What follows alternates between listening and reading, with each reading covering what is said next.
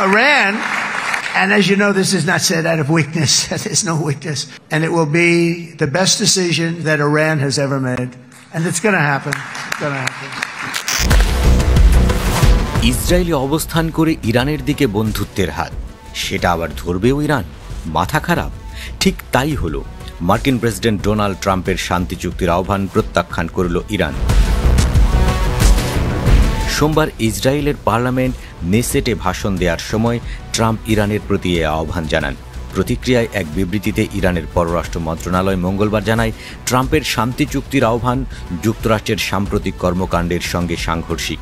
বিবৃতিতে বলা হয়, মার্কিন প্রেসিডেন্টের শান্তি ও সংলাপের আকাঙ্ক্ষা ইরানবাসীর প্রতি যুক্তরাষ্ট্রের শত্রুতাপূর্ণ ও অপরাধমূলক আচরণের সঙ্গে মেলে না। গত জুনের মাঝামাঝি সময়ে ইরানের ওপর নজিরবিহীন বিমান হামলা চালায় ইসরায়েল। পারমাণবিক স্থাপনা, সামরিক ঘাঁটি ও আবাসিক এলাকায় এসব হামলায় 1000-এরও বেশি মানুষ নিহত হন।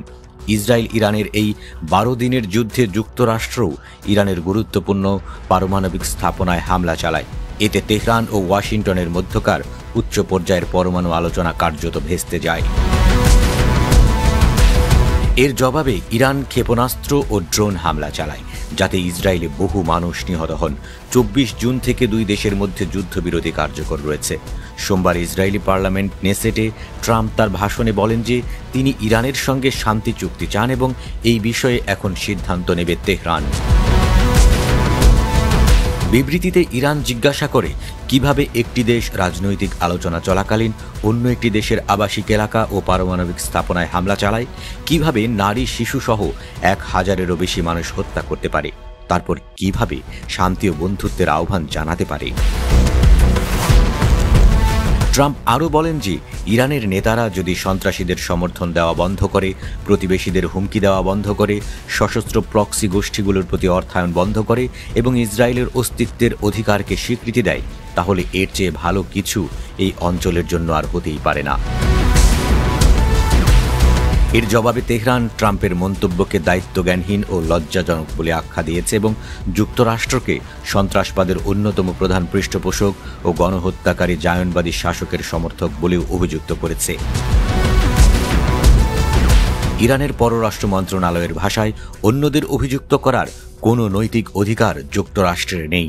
বিশ্লেষকদের মতে এই হাত মেলানো সহজ নয়, কেননা ওয়াশিংটন ও তেহরানের মধ্যে এখনও গভীর অবিশ্বাস বিরাজ করছে।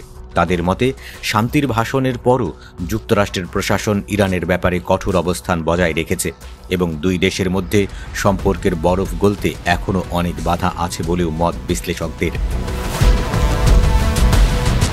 বিশেষজ্ঞরা মনে করেন, ইরানে এখন একটা ধারণা তৈরি হয়েছে, যুক্তরাষ্ট্র কূটনীতির কথা বলে আসলে ইরানকে মিথ্যা নিরাপত্তার বোধে ফেলে দিচ্ছে।